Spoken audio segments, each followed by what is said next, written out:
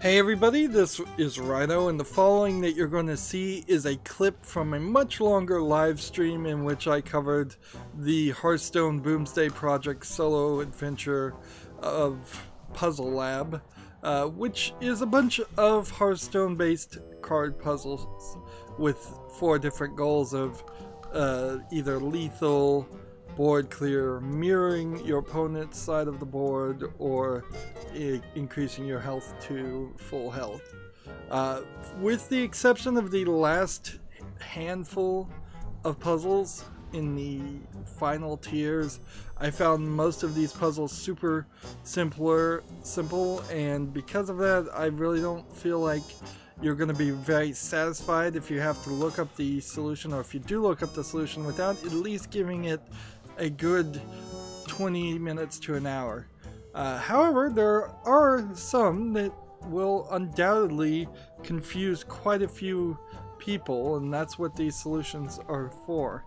Now, because this is a clip, it's just going to clip into the solution. You may not understand what I'm saying. I may get cut off, and that is fine. Remember, once you know the solution, you can't unknow the solution. So consider that before you watch too. And finally, I would ask that you like this video and subscribe to my channel. And when you subscribe to my channel, make sure you click the notification bell. Thank you. Here's the clip. Keep trying. Harvesting souls is hard work. The screams are so gratifying. Leave me be.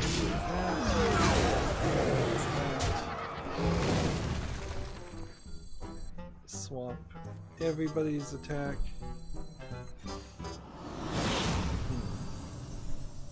Do that.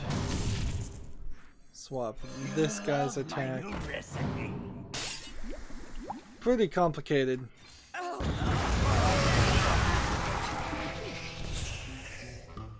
We've got a little different animation there. Next. So that was the solution to that puzzle. I'd like to take a moment to just share my general thoughts of the puzzles in general. For the most part, I found like lethal puzzles were the most difficult on average, but it's not really difficult to get up to the 4th tier on any of the puzzles. As you can see, I have now done everything and earned the card back, which is a pretty pathetic reward. But it's probably better to do that than what they did in the Knights of the Frozen Throne expansion, which was where you had to defeat the Lich King with all 9 of the character classes to, I believe, get the Lich King card. I think that's what you got. Maybe you just got a card back for that too. And these puzzles were certainly a lot easier and took less time than that did. Of course, this puzzle element is totally new to Hearthstone, and it's made me really think about how I'd be presenting this in the future. One thing I definitely do, and it's pretty much the most obvious thing, is I would separate the game audio out with the live stream audio on my microphone.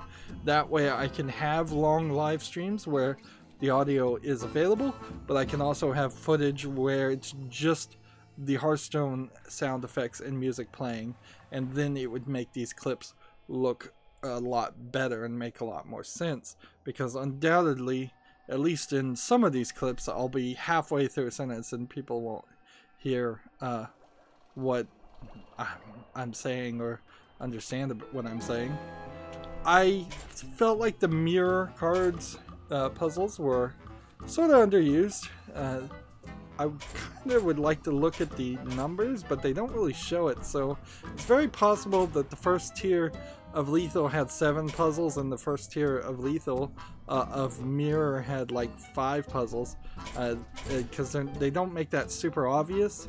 The thing this expansion really needs is a submenu, so you can click on one of these groups and then pick a puzzle that you want to go back and play. At the moment, if you want to go back and play anything, you would just have to start from the beginning and cycle through it again, which is frustrating. Certainly, it's just a lack of replayability.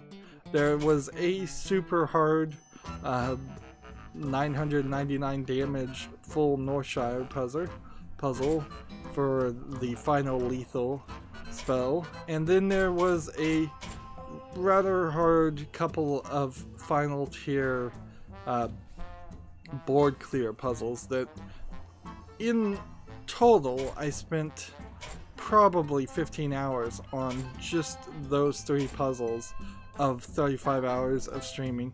And of course, when I was streaming, I was also in the middle of insomnia, so I wasn't really sleeping that well, and I was streaming while I was half asleep, and that's certainly not a great way to make try and do puzzles. But also, it's kind of hard to pre-record that footage when it was brand new. Certainly streaming was the right way to go for my channel. I got lots and lots of subscriptions and views for it. Board clear puzzles are alright, and survival puzzles are alright, although there were a couple times in the survival puzzles where you really were surviving via different means than just healing yourself. So had they broken up survival puzzles into give your hero immunity puzzles, set your hero to or increase your hero's armor puzzle above the 40 damage that it was going to do. There was, I think, one other way that some of the puzzles had you increase do other things other than increase your health. There's about 4 or 5 different types of puzzles they're putting under survival, which could have been broken down, and certainly that would have been it. I've seen some thoughts of people asking Activision Blizzard if they were going to let players create their own puzzles. They said that was a great idea, but they have no plans to do it, so take that for what that is. I think that would be a great idea. I think puzzles could replace tavern brawls very easily, or at least they could swap between puzzles and tavern brawls. I kind of hope there isn't a daily quest that shows up where you have to do 5 puzzles to get 50 gold, because that would be annoying, particularly for people who have always finished it. Survival puzzles were fine, and board clear puzzles were a little hard, and mirror puzzles were fine. I think lethal really stood at least a couple steps higher than in difficulty on average than any of the other puzzles. But there's also problems with a lot of the puzzles that were given in this expansion. They just didn't do a good job, in my opinion, of using cards that already existed. There's a bunch of cards from previous Solo Adventures expansions that have never been used in regular gameplay. They didn't bring any of those back. There's a lot of heroes that could have come back from the old Solo Adventures too. There's a bunch of cards that are wild that they really didn't play too much with any of those, and they really didn't play with the cards that are standard either. Instead, they introduced some cards that just don't exist in regular gameplay. So even if you solve a puzzle using a card, if the card doesn't exist, you've not learned anything, and that inherently gets to the problem with this puzzle systems. Unless Hearthstone decides to separate itself and redefine itself as this puzzle card game and ranked collectible card game in equal parts, these puzzles don't feel like playing Hearthstone. They don't feel like playing ranked, they don't feel like playing arena, they don't feel like doing a tavern brawl. Maybe some of the tavern brawls that might feel a little bit like that. They also didn't feel like they really taught you too much as far as gameplay mechanics that people might be overlooking. Of course, I'm so far into this game, I've been playing it for so long, maybe it does teach some basic things that I'm just overlooking. But yeah, there's definitely some weirdness on the puzzles that they did make and how they made it. It seems like they just kind of had never thought about this, and this was the last second idea to do this expansion.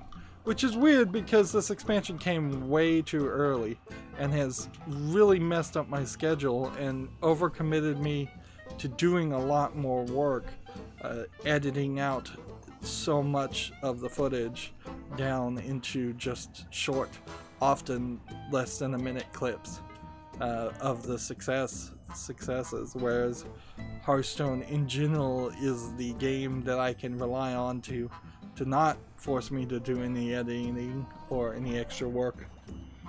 Well, that's it where I'm gonna wrap up with this ideas.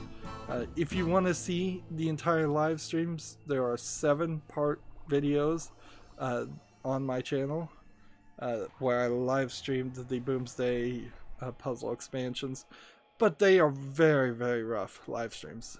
I am not going to deny that. There are many times, particularly at the end, where I spent 3 or 4 hours just banging my head against puzzles and don't find the solution, to the point where I actually had to look up the solution for the last 3 myself. These clip videos, I plan to release them every day, and because they're going to cause so much extra work, they're going to eventually, after Halloween, after October, Halloween month, they're going to replace a time slot on my channel. I'm just not going to play a game, or I'll probably play a game, but I'm not going to air that game until later. This entire year has been a year that's been terrible for all YouTubers, and it's sucked a lot of the energy out of the room for YouTubers and creators, me included. One of the major things that did that is them changing and moving the goalpost and kicking me out of the YouTube partner program, so I can't even earn the pennies on ad revenue I used to make. Anyways, that's where I want to wrap up. I end all my episodes the same way.